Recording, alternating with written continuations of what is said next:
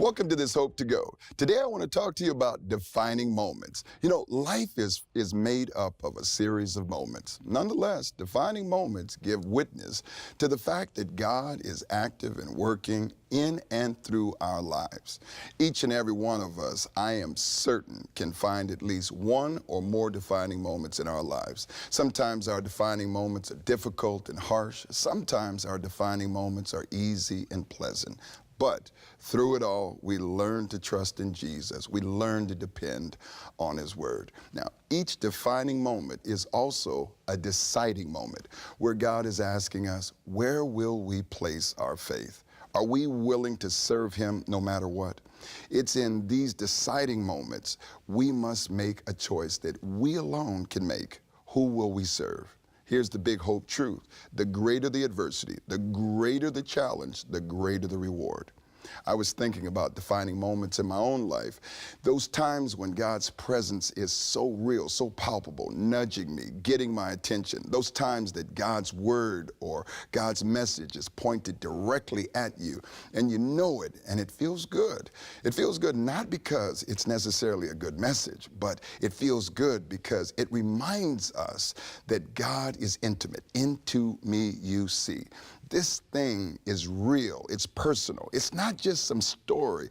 It's not just a book written by men trying to control people. It feels good because you know it is real. Those are the defining moments I mean. Defining moments all have one thing in common. They bring change and they leave us different than when we were before. Sometimes the difference is minimal and sometimes the difference is infinite.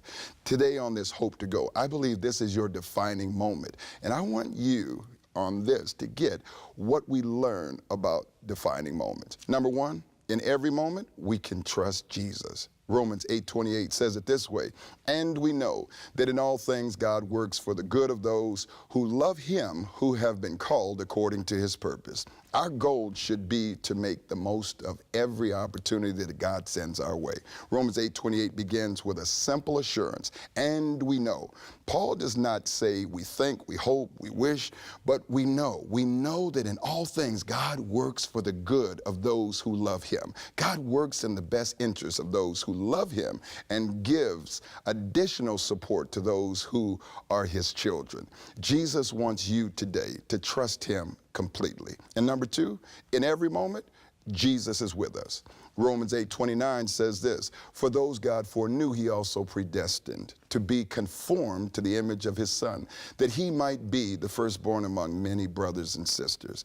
Paul is not speaking about future knowledge here, like many presume. The word here describes an intimate. Remember intimacy, into me you see. It's an intimate knowledge that implies a close relationship.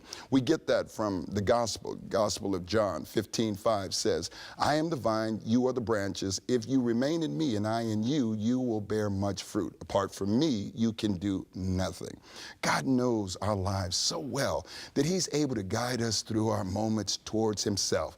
John 15:16 says, you didn't choose me, but I chose you, and I appointed you that you might go and bear fruit, fruit that will last, and so that whatever you ask in my name, the Father will give you. He will never leave us and He'll never let us go. We will never go through anything alone. Not today, not tomorrow. So He's asking us, recommit ourselves to Him. And finally, in every moment, we need Jesus. Romans 8:30 says this, and those who He predestined, He also called. Those He called, He also justified, and those He justified, He also glorified. In other words, God is saying, I've worked this out in advance. Your defining moment is a deciding moment, but it is also a destiny moment. And today, make Him your absolute all in all. And that's your hope to go.